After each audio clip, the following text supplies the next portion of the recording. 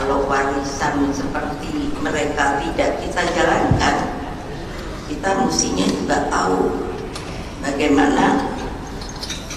Tadi saya panggil, mungkin kalau saudara-saudara lihat Pak Zuhairi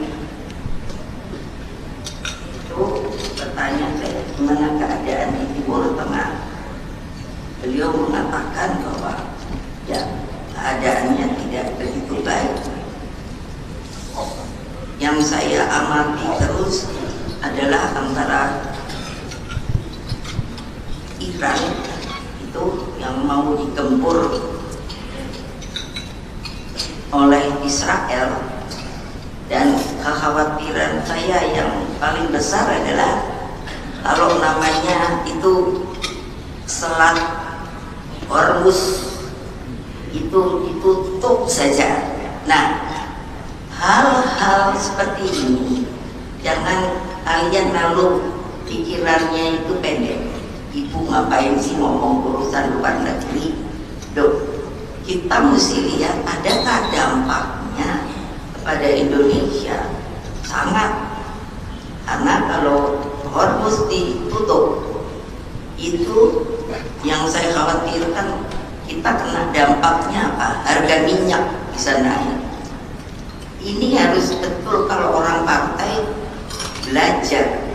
Bisa kan sekarang bisa cari kok, gampang. Coba saja ibu ngomong betul apa tidak. Jadi jangan hanya instan. Kalau sudah jadi dengan sudah buat apa, pikir yang lain. Tidak bisa begitu.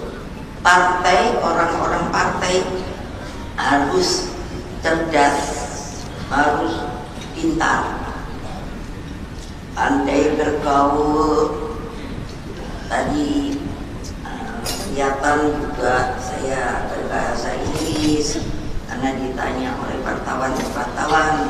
Waktu itu kan ditanya nanti pergi sendiri atau tidak, karena waktu itu kan saya jawab saya mau ke kantor polisi, karena saya dipanggil polisi itu sampai 3 kali dulu waktu masih PDI, kejaksaan sebagai saksi dan sebagai juga diinterogasi itu dari jam 8 pagi sampai jam 8 malam.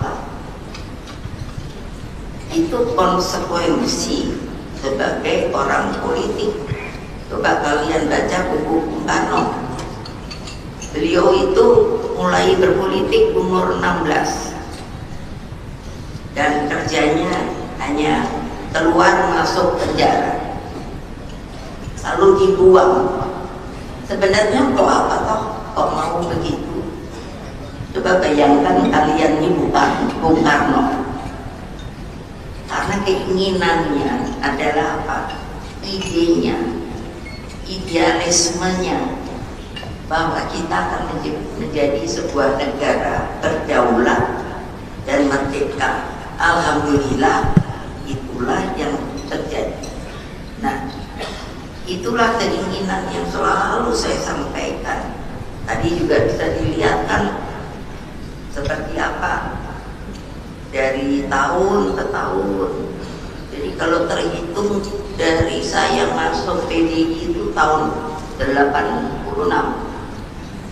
coba, jadi sudah kawakan. Dan setelah itu tidak pernah berhenti. 87 masuk DPR, 3 kali berturut menang terus. Jawa Tengah, itu mana Jawa Tengah? Oh, itu di belakang itu. Awas loh, jangan memalukan saya lagi loh. Nggak usah teriak-teriak. Yang penting kerjakan sesuai arahan saya. Loh, orang saya PDI itu saupret tuh. Jadi kalau sudah rapat fraksi itu wah, bersama maksud saya kan hanya 4, kalau dulu PDI, P3, Golkar, fraksi ABRI. Tapi kecil-kecil tapi rawit. Iya, nah itulah kalau lihat tadi ya saya ketawa, dan saya tadi berkata pada diri saya, asik juga loh waktu dulu itu ternyata ya, karena punya greget gitu. Nah kalau sekarang kumpulin segini banyak tapi ya itu kembali, aduh susah banget. Yang suruh masuk aja tadi susahnya. Nah itu bagian dari disiplin. Baiklah saudara-saudara, dengan pidato saya ini sebagai ketua umum yang telah dilantik, ini adalah pidato politik saya pertama sebagai ketua umum tahun 2025 sampai nanti 2000, yang nggak tahu ya. Assalamualaikum warahmatullahi wabarakatuh. Salam damai sejahtera untuk kita semua. Om Swastiastu, Namo Buddhaya, Salam, salam kebajikan, Rahayu. Salam Pancasila. Merdeka! Merdeka! Merdeka! Saudara-saudara sebangsa dan setanah air, kader-kader PDI Perjuangan yang saya cintai,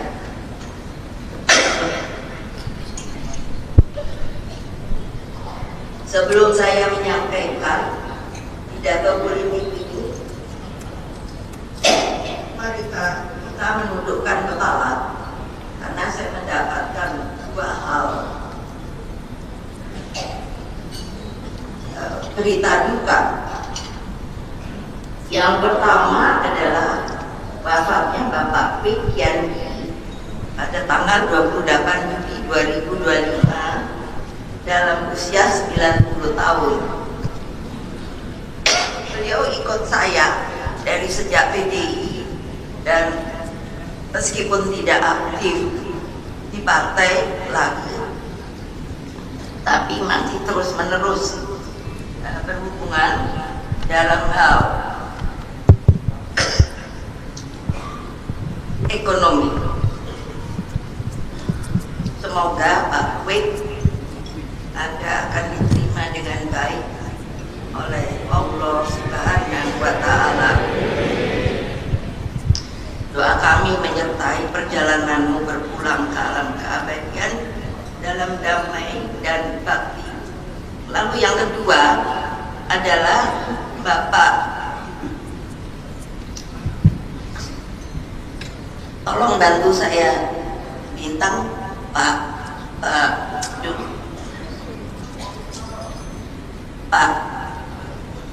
itu dulu DPD kami Bali, Pak Ida Bagus Bisnau, orangnya sangat halus, baik, menjadi DPD Bali, dan juga beliau meninggalkan kita. Semoga juga arwahnya diterima dengan baik oleh Allah Subhanahu wa Ta'ala. Saudara-saudara sekalian yang saya sayang, hari ini kita kembali berkumpul di tanah Bali, tanah yang selalu menjaga warisan luhur Nusantara, di mana keseimbangan antara manusia alam dan Tuhan Yang Maha Esa selalu dijaga dalam kehidupan sehari-hari. Disinilah dalam napas peradaban dan spiritual yang agung kita selenggarakan Kongres kelima Partai Demokrasi Indonesia Perjuangan.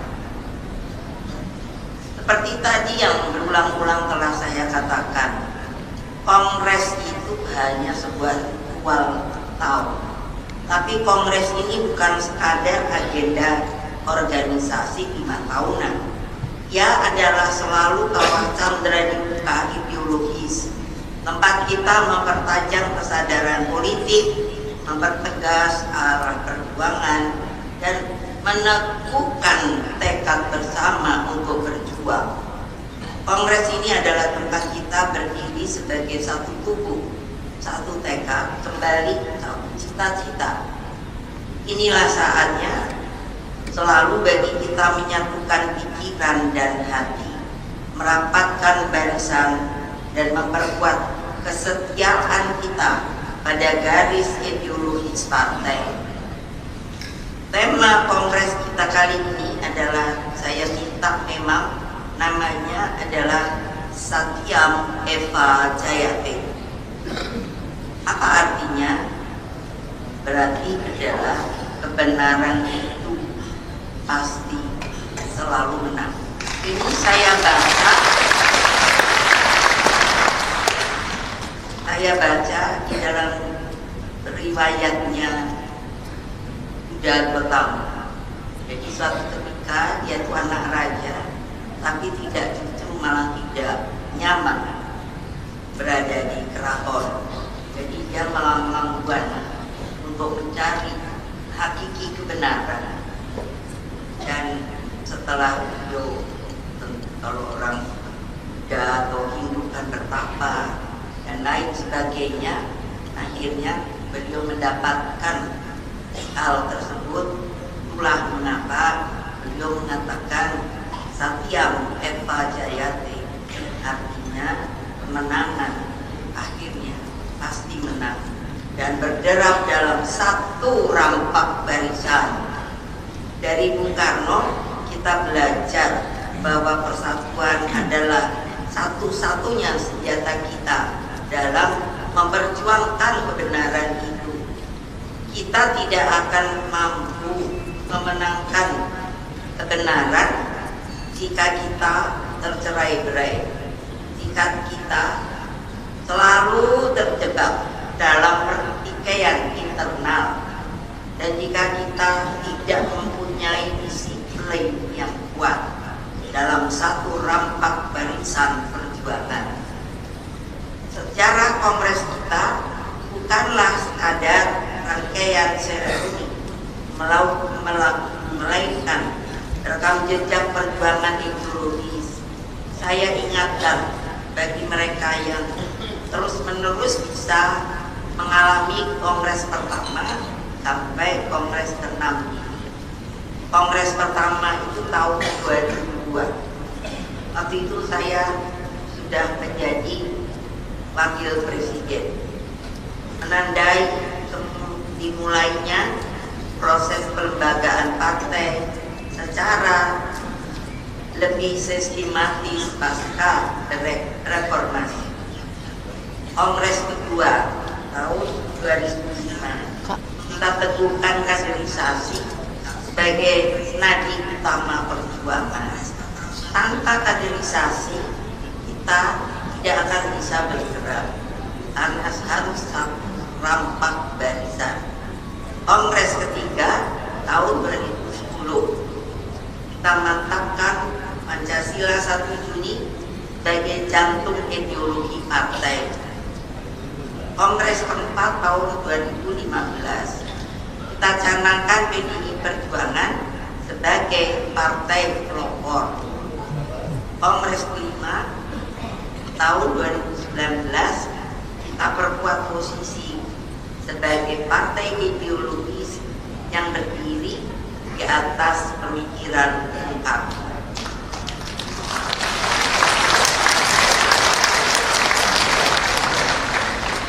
Tadi telah saya terangkan, kalau masih ada keraguan mengenai yang sering orang bertanya mengenai Bung Karno, saya ingin mengatakan kalian tidak perlu lagi ragu-ragu, karena Bung Karno oleh Presiden Prabowo melalui MPR telah cabut yang namanya MPR. Nanti saya sengaja tidak sebut karena itu sudah harus diketahui, cari saja ada. Yang waktu itu oleh Orde Baru dikatakan Bung Karno itu seperti pengkhianat karena bersama dengan partai terlarang. Padahal kalau dilihat ketika tetap diberikan Bung Karno itu presiden seumur hidup, sehingga saya sedikit ingin menerangkan untuk apa dia ingin merebut presiden. Orang dia sudah presiden seumur hidup, itu nanti sebuah cerita yang akan saya ceritakan. Sehingga sekarang ini memang kami telah bersepakat para pemimpin di PDI Perjuangan untuk mengajarkan kembali dalam kursus-kursus kaderisasi untuk benar bisa menjadi seorang kader yang akan menjadikan partainya itu menjadi partai pelopor. Bung Karno pernah menegaskan bahwa partai pelopor hanya bisa terwujud apabila kadernya berdisiplin tinggi. Dari awal mula pembukaan sampai hari ini, Ibu selalu tidak lupa untuk bicara soal disiplin. Karena apa? Yang harus punya disiplin organisasi, disiplin ideologi, disiplin teori, disiplin gerakan, dan setelah semua itu adalah disiplin tindakan. Maka hari ini dalam semangat kritik dan otokritik yang menjadi bagian dari lambang kerja partai kita, saya mengajak kita semua untuk merenung dan bertanya dengan jujur kepada diri kita sendiri. Sudahkah kita melaksanakan dengan penuh ajaran Bung Karno tersebut? Kalau saya akan menjawab belum. Sudahkah kita membuktikan bahwa kita layak disebut sebagai kader partai pelopor? Kalau saya mengatakan belum. Pertanyaan ini bukan untuk mencari-cari kesalahan, melainkan untuk mempertajam, memperkuat kembali arah perjuangan kita agar cita-cita besar yang diwariskan Bung Karno tidak berhenti sebagai slogan, tetapi benar-benar kita hidupkan dalam kerja nyata dan pengabdian yang konsisten. Sebab Bung Karno mengajarkan kepada kita salah satu ciri daripada pejuang sejati ialah satunya kata dengan perbuatan, satunya mulut dengan tindakan. Saya tidak butuh kader yang hanya pandai beretorika. Saya butuh kader yang rela turun ke bawah, ke akar rumput, menyatu dengan rakyat dan menegakkan garis-garis ideologi partai. Saudara-saudara sekalian, kawan-kawan seperjuangan dimanapun kalian berada, rakyatku tercinta,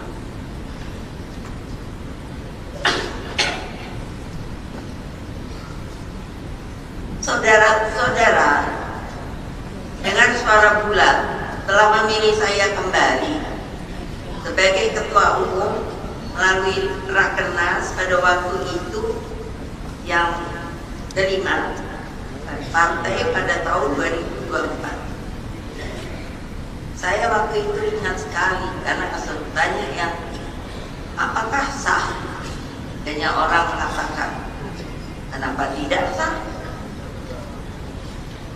Kalau kalian di Perjuangan juga tidak boleh ragu, karena itu semuanya adalah tercakup di dalam ADART kita.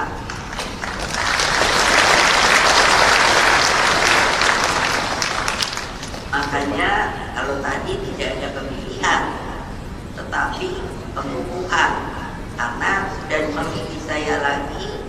Kalau saya tanya aklamasi apa tidak, kalau waktu itu kan Pak masih ada Pak Hasto, itu aklamasi. Oh ya sudah, saya bilang begitu saja. Saya terima dengan penuh rasa tanggung jawab, bukan dengan kegembiraan, tetapi dengan perenungan. Karena kepercayaan itu bukan ujian, ia adalah beban sejarah. Kepercayaan itu bukan dia adalah perintah rakyat dan amanah ideologis. Saya bukan ketua umum untuk dilayani. Saya adalah ketua umum supaya saya selalu dipercaya untuk menjaga api ideologi agar tidak padam.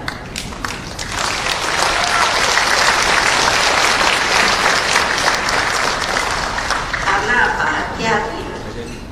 Banyak orang juga punya keinginan untuk yang membuat Indonesia ini tentu mungkin punya ideologi yang berbeda yang telah diterima oleh rapat BPUPK ketika Bung Karno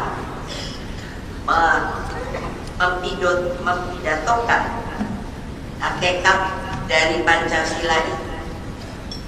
Makanya nanti semuanya juga harus baca yang namanya BPUPK. Pada waktu itu dan saya pun boleh dikatakan bertempur karena apa? Lah ada pada waktu itu waktu Orde Baru dicoba belokkan. Oh yang berbicara Pancasila itu ada Pak Yani. Lalu setelah itu ada seorang profesor yang juga. Lalu saya nanya dalam diri saya suruh tanya pada Pak Yani, saya ada buktinya. Pak Yani mengatakan hanya Bung Karno yang menjabarkan yang namanya yang disebut Pancasila pada waktu itu. Dan juga dari Dr. Rajima waktu itu ketua harapan, dari Wali Puput, bayangkan sudah tua, saya minta izin untuk ada yang ditulis dan mendapatkan dari beliau bahwa saya karena sebagai ketua itu sangat tahu otentik bahwa Pancasila dibacakan, dirumuskan oleh Bung Karno.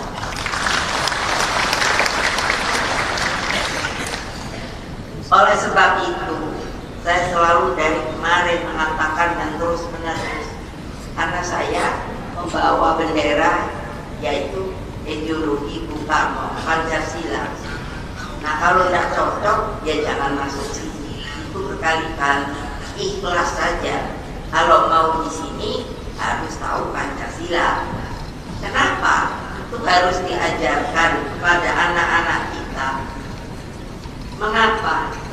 Karena ketika saya diundang kemarin ke China, itu pun saya populerkan. Saya katakan Pancasila itu bukan milik Indonesia saja, tetapi sebenarnya Pancasila itu bisa sifatnya karena universal, dapat dipakai oleh negara-negara lain.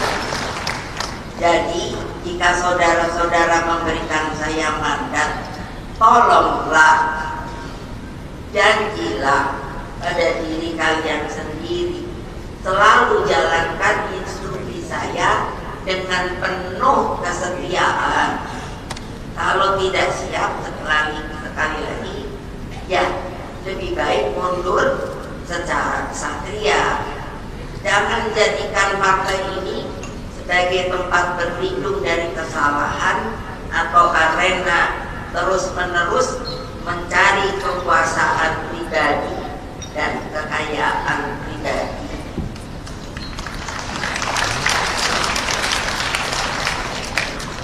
jangan diabaikan. Ingat, musuh kita bukan hanya kekuatan dari luar. Nah, seperti tadi yang saya bayangkan, kondisi global itu sekarang menurut saya tidak begitu nyaman, karena tadi saya contohkan Iran dengan Israel, seperti di dalam pidatonya saya juga di China. Seluruh dunia harusnya mendukung Palestina yang terus merintih untuk meminta haknya, yaitu menjadi negara yang merdeka, berdaulat, sama seperti negara yang lain. Bayangkan loh, lama banget gitu yang namanya hak Palestina dapat diterima oleh para negara-negara yang lain.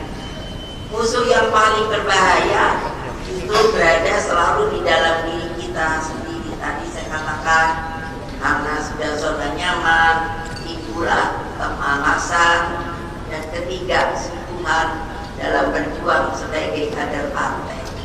Kita harus memastikan bahwa struktur partai tidak sekadar menjadi papan nama, tetapi hidup, hadir, dan bekerja nyata di tengah-tengah rakyat.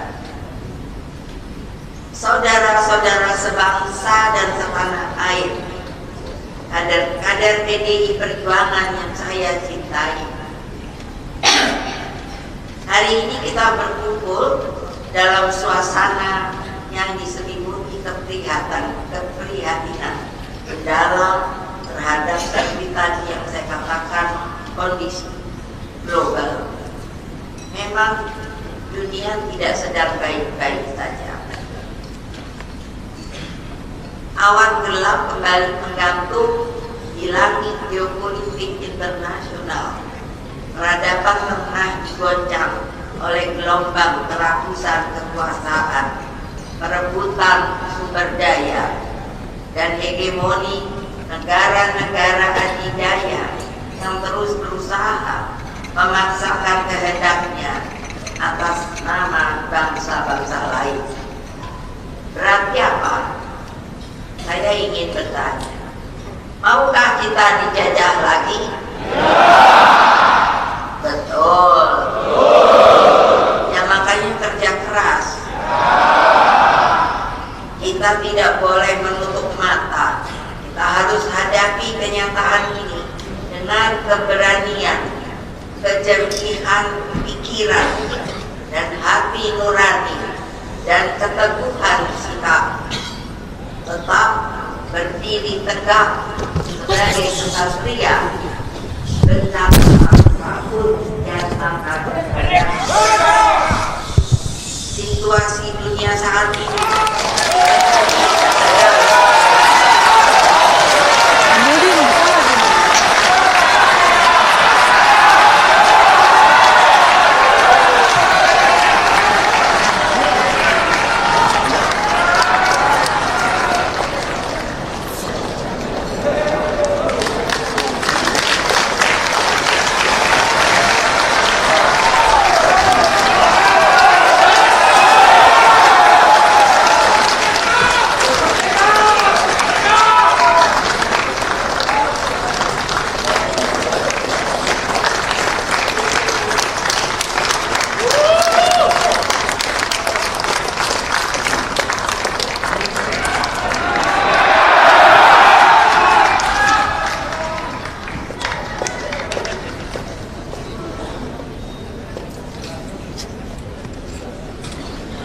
gue malah gini malah kelempar HP-nya anjir.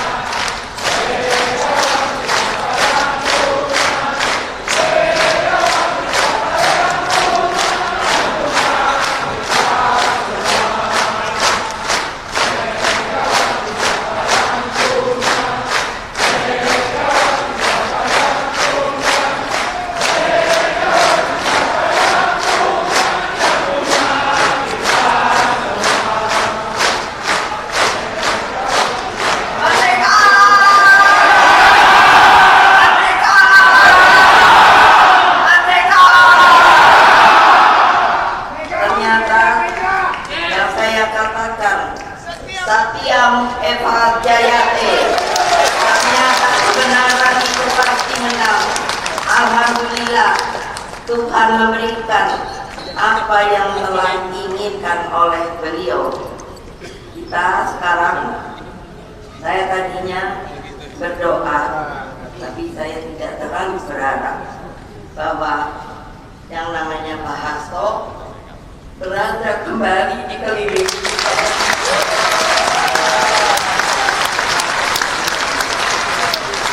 Maka ingatlah apa yang tadi saya baru katakan, harus teguh, harus setia, karena itulah anugerah sebenarnya kepada manusia dari Allah Subhanahu wa Ta'ala.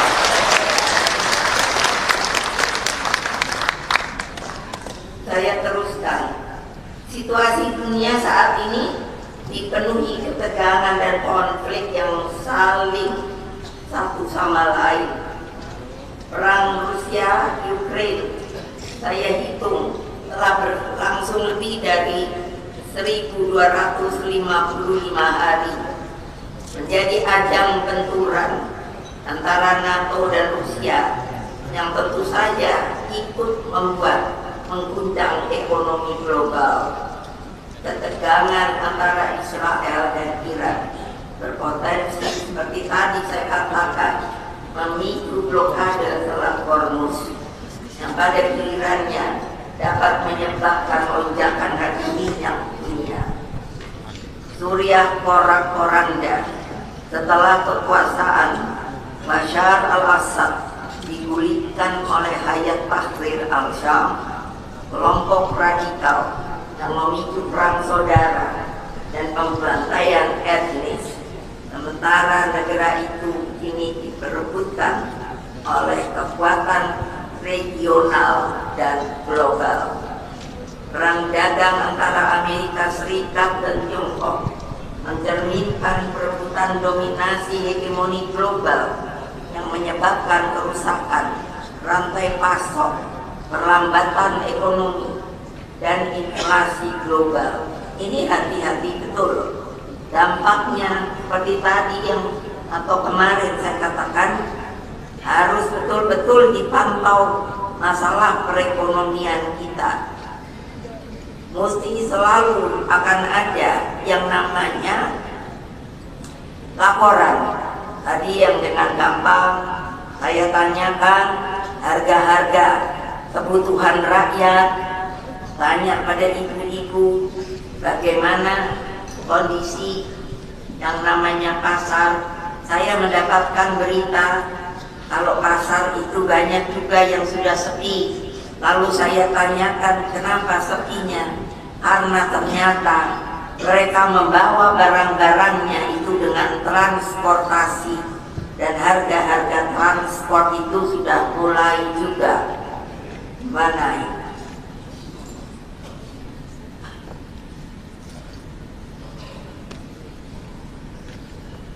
Di Asia Timur, ketegangan di Laut Tiongkok Selatan serta eskalasi militer di semenanjung Korea memperbesar risiko pecahnya konflik terbuka.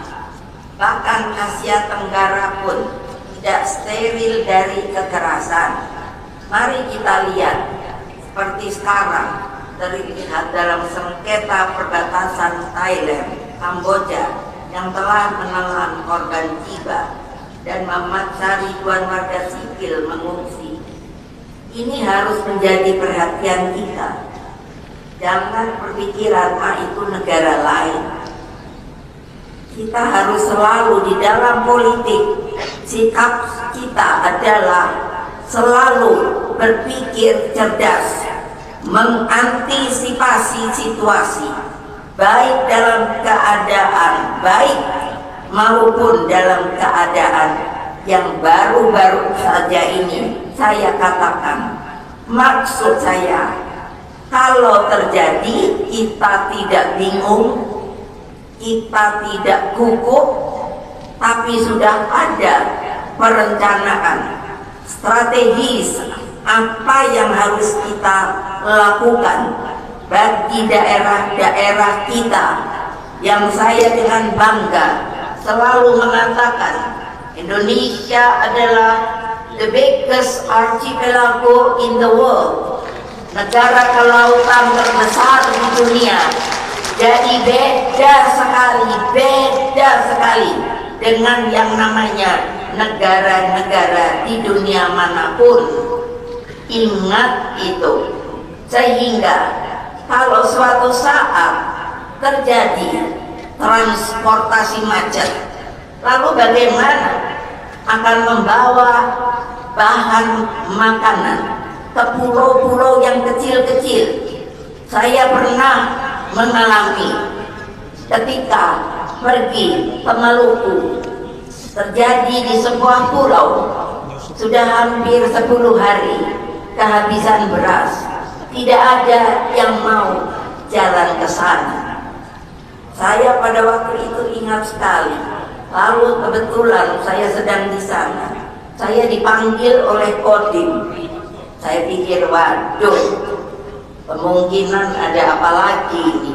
Ternyata di situ sudah berkumpul penggede-penggede yang ada di situ. Minta tolong sama saya, tolong ibu, kami tahu anak-anak ibu itu yang punya perahu berani menantang ombak, karena pada waktu ombaknya itu besar. Saya tanya kepada anak-anak, apa kata mereka? Kalau di bagian timur saya dipanggilnya mama. Mama, kami bersedia. Wah, saya bangga banget. Jadi kapal yang punya dari kita PDI dibawa oleh anak-anak akhirnya selamat, dan banyak membawa bahan makanan termasuk beras ke pulau tersebut. Apa artinya itu? Itulah PDI Perjuangan. Tidak gentar menerjang badai gelombang. Aduh, masa gitu aja takut. Yang gelap. Bayangkan ya, ini hati-hati. Tadi saya katakan Thailand, Kamboja itu dekat, Indonesia itu sahabat. Ini saya kalau pergi dari Vietnam diketahui oleh Thailand, Kamboja, langsung mereka mengatakan, Mega kan sudah dekat, tinggal nyebrang dan nyebrang. Karena apa? Orang Vietnam sangat menghormati Bung Karno. Kalau Thailand, Bung Karno bersahabat dengan Raja Bhumibol Adulyadej. Jadi saya kecipratan juga selalu disayang oleh mereka. Apalagi kalau Kamboja, dulu rajanya namanya Norodom Sihanouk. Kalau Bung Karno itu dibilang adalah gurunya. Saya waktu datang diundang oleh beliau sebagai presiden. Baru lihat saya saja sudah nangis dia. Bilang kalau papamu masih ada, Mega. Waktu itu Kamboja juga sedang diliput perang dengan namanya Pol Pot. Itu ganas sekali Pol Pot. Ketika saya tanya kepada yang namanya Raja Norodom, saya manggilnya uncle, berapa ya yang korban di sini di Kamboja? Beliau sambil nangis bilang, aduh Mega, mungkin di sekitar 2 jutaan. Pertanyaan saya menceritakan hal ini, apa kok untungnya kalau kita ini bertempur satu sama lain, sebangsa, setanah air? Coba pikirkan. Terus kalau kecilnya, apa kok perlunya hanya karena kedudukan kalian bukan gotong royong tapi saling tikung menikung. Teman separtai itu perumpamaan kejadian kecil. Coba bayangkan, jadi ketika yang membuat saya sangat sampai hari ini tidak mengerti kenapa ketika peristiwa yang namanya kantor partai kita itu diserbu. Sampai hari ini saya berpikir hukum itu ada di mana? Karena ketika di pengadilan saya selalu mengatakan bahwa saya hanya ingin jawaban dari pertanyaan saya. Partai saya pada waktu itu belum PDI Perjuangan, PDI itu sah. Lalu kenapa kami sampai diserbu? Yang kita ingat peristiwa itu adalah kuda tuli, terkenalnya kuda tuli. Dan sampai hari ini kalau saya bertanya buat keadilan, masih ada 3 orang yang pada waktu itu dinyatakan hilang. Dan sampai hari ini kalau saya bertanya, selalu dinyatakan belum bisa diketahui. Saudara-saudara sekalian, rakyat Indonesia dimanapun kalian berada, tolong ingat pengorbanan para pahlawan yang tidak berpikir untung rugi. Pergilah ke taman-taman pahlawan. Seperti apa kalian bisa lihat, saya selalu mengajak anak-anak saya, cucu-cucu saya untuk mencari kalau pergi ke taman pahlawan adalah apa? Nisan yang tidak ada nama. Saya bertanya kepada pengurus di makam, mengapa tidak ada namanya? Bagaimana ibu kalau ketika ditemukan yang namanya badannya sudah hancur, tidak ada lagi nama yang dapat disebutkan? Apakah kalian sama sekali tidak punya hati nurani kalau saja di antara kalian, keluarganya, teman-temannya, mungkin suatu saat anak-anak kalian karena betul-betul sangat ingin bahwa sekali merdeka tetap merdeka, apakah kalian mau lagi dijajah? Ibu kembali bertanya. Makanya siap apapun rintangan kita bisa selesaikan. Kenapa? Itulah anugerah Allah.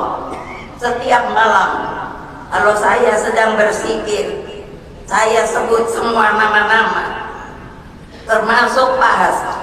Saya minta kepada yang di atas, bukan apa-apa, bukan keadilan yang hakiki pada orang-orang yang dibuat dari sisi hukum diperlakukan tidak adil. Banyak saudara-saudara, Pak Hasto itu hanya sebagai contoh soal saja. Oleh sebab itu, para ahli hukum, ingatlah kalian dengan Dewi Keadilan yang selalu dikatakan matanya tertutup dan ada yang namanya tempat itu untuk melihat berat atau tidaknya, tetapi selalu diusahakan supaya yang namanya untuk melihat keadilan itu tegak lurus. Apakah kalian tidak punya anak-anak, tidak punya saudara? Kalau diperlakukan seperti itu, lalu bagaimana? Di mana kalian akan mencari keadilan yang hakiki?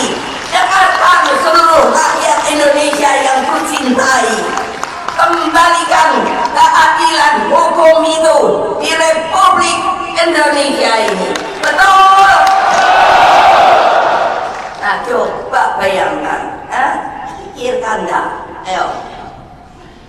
Makanya, kenapa sih takut? Karena Satyam Eva Jayati. Ya, dan pasti keadilan itu pasti menang. Loh saya maaf ya, kalau saya lihat KPK sekarang, sedihnya bukan main saya. Sayalah yang membuat yang namanya komisi pemberantasan korupsi. Coba toh, kalau sekarang modelnya kayak begini, lalu bagaimana? Coba saja pikir. Kan aneh, saya merasa aneh kok. Masa urusan begini aja presiden harus turun tangan? Coba pikirkan. Loh saya kan pernah presiden. Coba, jadi saya tahu liku-likunya. Coba kalau kalian gitu, ya kan lucu ya. Kenapa sih kok KPK itu jadi begitu? Itulah.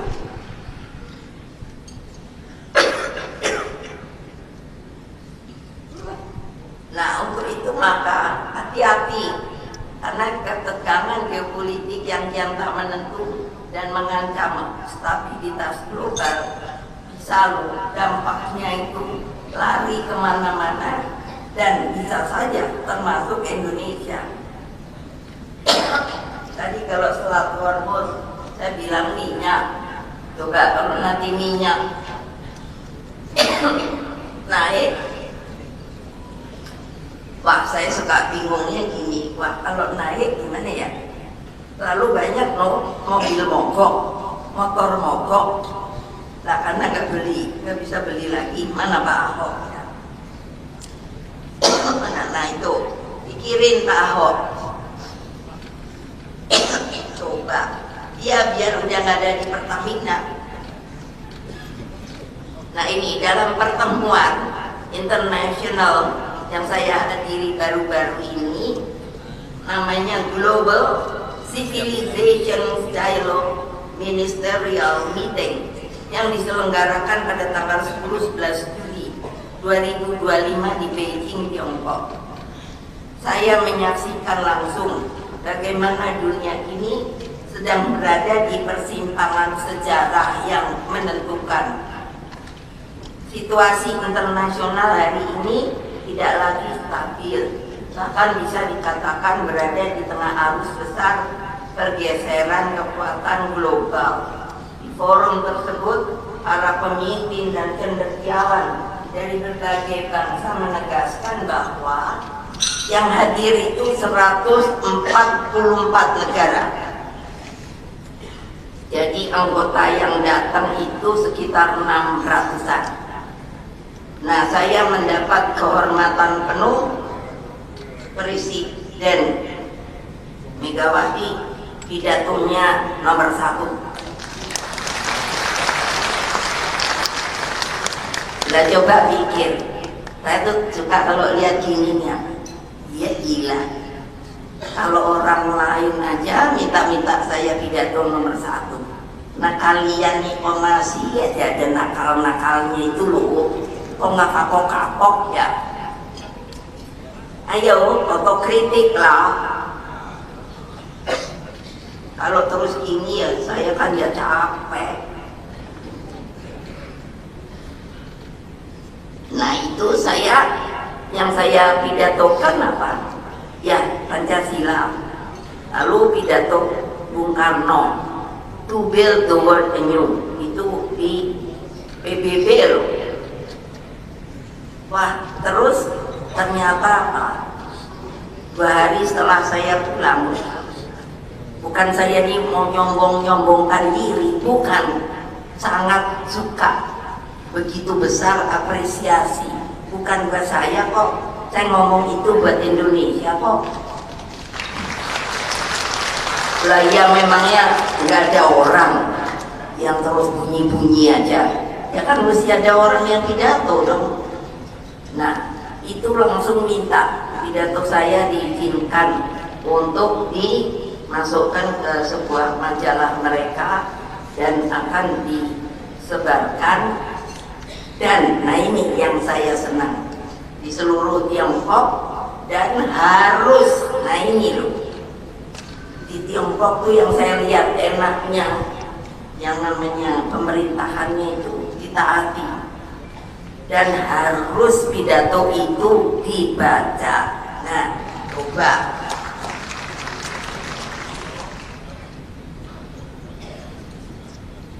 konfrontasi geopolitik dan blok-blok kekuatan bermunculan. Ada namanya unilateralisme dan proteksionisme kembali menguat. Nah ini unilateralisme itu begini, beberapa negara kuat itu bersatu. Nah itu namanya unilateralisme. Terus dia tutup, itu protek, namanya sionisme, kembali menguat. Perkembangan ekonomi global mengalami berbagai guncangan. Kesenjangan teknologi dan digital semakin melebar, serta krisis perubahan iklim semakin serius. Nah, masalah teknologi dan digital ini semakin, nanti dari PDI Perjuangan, ibu-ibu, ayo semua dengarkan. Sudah ada sebuah penelitian akibat anak-anak itu sudah disuguhi gadget, jadi suruh duduk baik-baik, mau lihat apa aja ada. Terus ternyata kecenderungannya itu menjadi asosial. Apa? Asosial, tidak mau bergaul, tidak bisa berkata-kata dengan baik. Nah ini bagaimana? Makanya nanti saya akan buat sebuah pertemuan kesemuanya ibu-ibu untuk memikirkan ini. Menurut saya kearifan lokal kita tuh menurut saya lebih baik. Zaman saya kecil, anak presiden, tapi bapak ibu saya sama sekali tidak melarang kalau saya mau lagi ke kebun rame-rame, tidak ada larangan. Menyehatkan, bergaul. Nah kalau sekarang begitu bagaimana? Di dalam kurikulum sekolah nanti itu kalau di DPR semua itu mesti ditanyakan. Kalau dulu anak-anak itu mulai dari SD sudah suruh ke depan, terus mulai bercerita, terserah cerita kodok, cerita apa.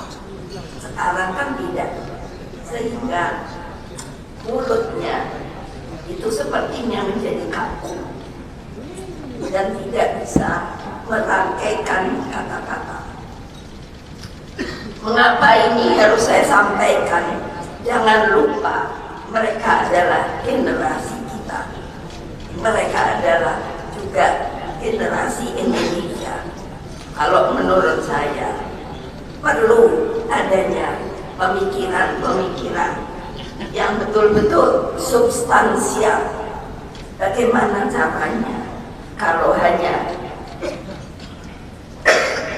berpegang kepadanya bantuan teknologi saja, padahal kalau menurut saya kearifan, kebijaksanaan, kepinteran semua diberi Allah di otak kita yang hanya ada di sini, tidak ada di mana-mana.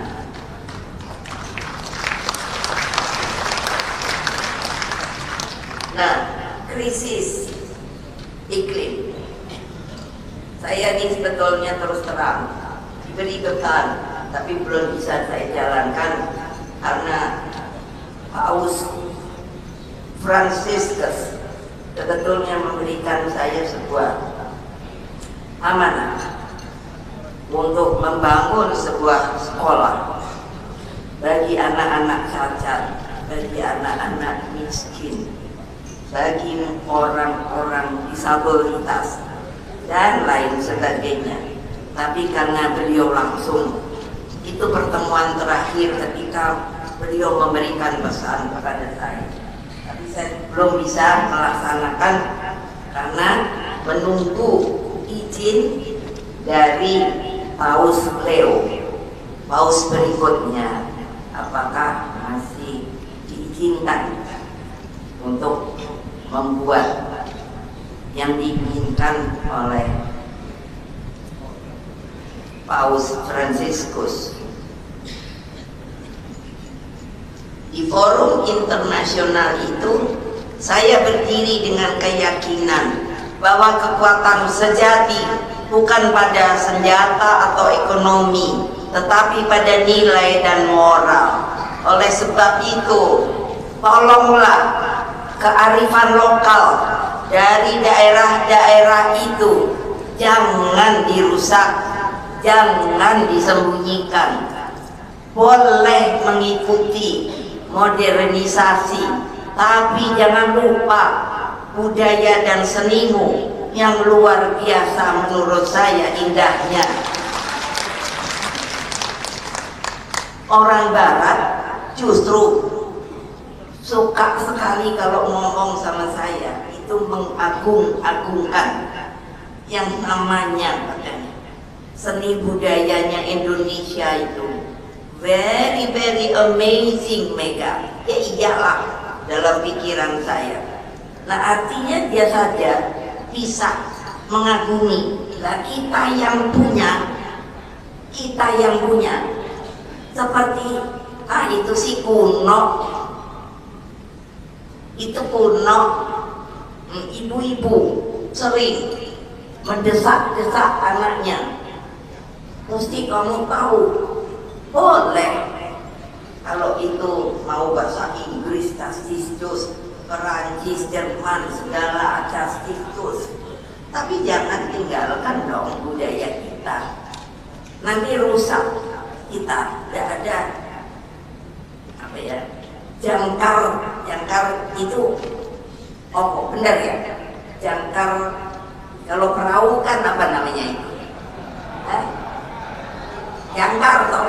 Nah ya, kebayang nggak kalau nggak ada jangkar, kan kemana-mana larinya. Nah jangkar itulah budaya dan kearifan lokal kita.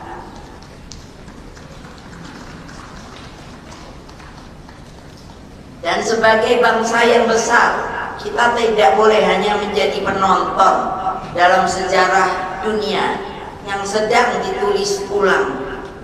Ya loh, tapi kalau kita anak-anak sudah tidak mau tahu sejarahnya yang benar bagaimana, kalian saja yang mungkin saya lihat usia antara 55-an itu tidak mau tahu seperti apa kita merdeka, karena apa, lalu bagaimana lamanya perjuangan itu. Karena banyak loh anak muda, kalau saya ketemu, mencoba mau tahu kadar kebangsaannya, enaknya begini, ini D atau Mas, kamu tahu nggak sejarah bangsa? Nggak tahu kok itu. Apa nggak kepingin tahu ya? Untuk apa Bu? Nggak kaget toh saya. Kok untuk apa? Oh nggak mau tahu ya? Lo orang udah merdeka ya udah Bu, merdeka aja. Wow, anak siapa ini? Aku suka mikir gitu loh. Aku bilang gile, tapi berani ngomong, tapi omongannya nggak berdasar. Kayak apa? Nah ini yang Trump itu kan lagi ini bilang ini Quran, wah mesti pergi gitu tau. Lihat lagi. Nah, saya nih bilang, terus saya nanya, apa Trump itu juga ini orang asli Amerika? Orang saya tanya, dia dari Jerman masuk ke Amerika. Jadi jangan mikir dia bukan imigran, dia sama-sama imigran. Tahu di Amerika yang namanya aslinya tuh apa namanya? Nah, yang asli kan semuanya dipunahkan waktu abad berapa ya, kalau nggak salah mulai 16. Oleh sebab itu Indonesia tidak boleh buta, tidak boleh bisu, dan tidak boleh berpangku tangan. Jadi kita harus aktif membangun tata dunia baru yang lebih adil dan damai. Kita harus tetap berpegang pada politik luar negeri bebas aktif, bebas dari blok kekuasaan manapun, namun aktif memperjuangkan kemerdekaan, keadilan, dan perdamaian dunia. Sebagaimana Bung Karno tegaskan dalam pidato To Build the World Anew. To Build the World ini sudah dijadikan oleh UNESCO menjadi Heritage of the World. Artinya di dunia ini boleh dibaca siapapun, dijalankan juga. Kami berusaha membangun suatu dunia di mana setiap orang dapat hidup dalam suasana damai. Kami berusaha membangun suatu dunia di mana terdapat keadilan dan kemakmuran untuk semua orang. Nah, itu makanya tadi saya akan mikir, ini dia toh yang KPU itu.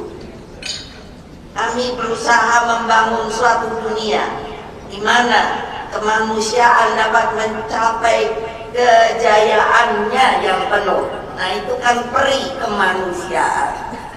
Kita punya loh, mestinya bangga. Semangat itu, semangat membangun dunia yang adil dan beradab, tidak bisa lahir dari bangsa yang lemah. Tuh, kenapa ibu mintanya kamu teguh, kamu berani, dan bercerai-berai. Ya hanya bisa diwujudkan oleh bangsa yang bersatu, disiplin, dan selalu teguh membela kebenaran. Dalam forum itu pula saya menyerukan kemerdekaan Palestina yang sampai hari ini masih berjuang untuk hak dasarnya sebagai sebuah bangsa merdeka dan berdaulat. Merdeka! Nah, itu artinya kasihan apa enggak anak-anaknya pada meninggal karena dibom yang membawa makanan dan lain sebagainya. Masa itu namanya kan naluriah jahiliyah. Kebayang apa enggak ya? Saya nggak bisa bayangin. Kawan-kawan seperjuangan, saudara-saudara sekalian, di penghujung pidato politik ini saya menegaskan satu hal yang kerap disalahpahami dalam ruang demokrasi kita, bahwa ini saya ulangi untuk terus diingat, dalam sistem pemerintahan presidensial seperti yang kita anut tidak dikenal istilah oposisi dan koalisi. Demokrasi kita bukan demokrasi blok-blokan kekuasaan, melainkan demokrasi yang bertumpu pada kedaulatan rakyat dan konstitusi. Itu paling tinggi loh, jangan kalian rubah-rubah. Oleh karena itu PDI Perjuangan tidak memosisikan sebagai oposisi dan juga tidak semata-mata membangun koalisi kekuasaan. Kita adalah partai ideologis yang berdiri di atas kebenaran, berpihak pada rakyat, dan bersikap tegas sebagai partai penyeimbang demi menjaga arah pembangunan nasional tetap berada dalam rel konstitusi dan kepentingan rakyat banyak. Kita akan mendukung setiap kebijakan pemerintah yang berpihak pada rakyat, namun kita juga akan bersuara lantang dan bertindak tegas terhadap setiap penyimpangan dari nilai-nilai Pancasila, keadilan sosial, dan amanat penderitaan, dan saya tambahkan hukum yang berkeadilan. Sebab bagi kita keberpihakan bukan soal berada di dalam atau di luar pemerintahan, tetapi soal setia pada kebenaran dan berpijak pada moralitas politik yang diajarkan oleh Bapak bangsa kita, Bung Karno. Kita pun jangan lupa adalah sama-sama warga negara Indonesia yang sah. Mari kita jaga terus peran strategis PDI Perjuangan dalam wajah demokrasi Indonesia yang susah payah telah kita laksanakan, yang dengan nama reformasi sebagai kekuatan ideologis, sebagai penyeimbang konstitusional, dan kembali sebagai pelopor perjuangan rakyat. Sejarah telah membuktikan hanya dengan persatuan, disiplin, dan keberanian membela kebenaran, bangsa ini merdeka, merdeka, merdeka. Bangsa ini berdiri tegak dan rakyatnya dengan dada ditangkatkan, berdaulat di tanah airnya sendiri. Makanya mengapa saya selalu mengatakan, karena seakan-akan di dalam suasana hukum di Indonesia ini, sepertinya kita ini bukanlah warga yang sah. Loenai selalu kayaknya mau diintip-intip.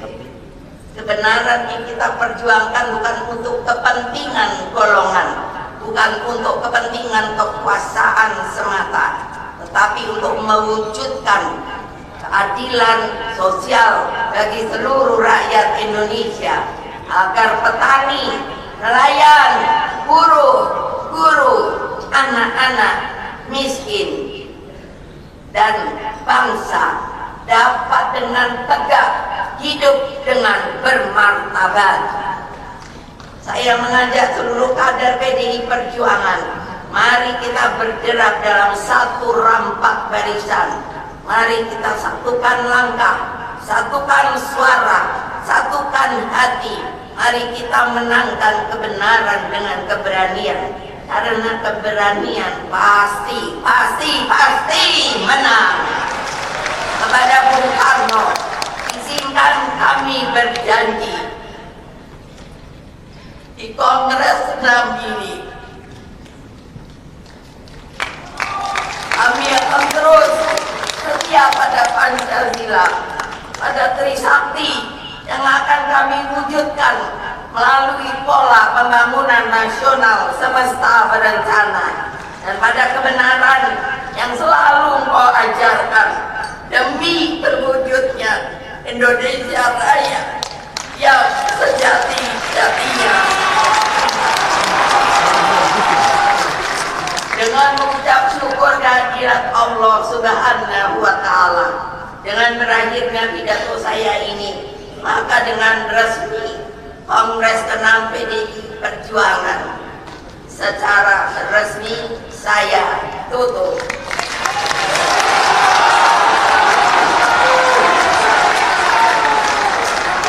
Saya mengucapkan terima kasih yang setinggi-tingginya kepada seluruh utusan yang hadir dari segenap penjuru tanah air.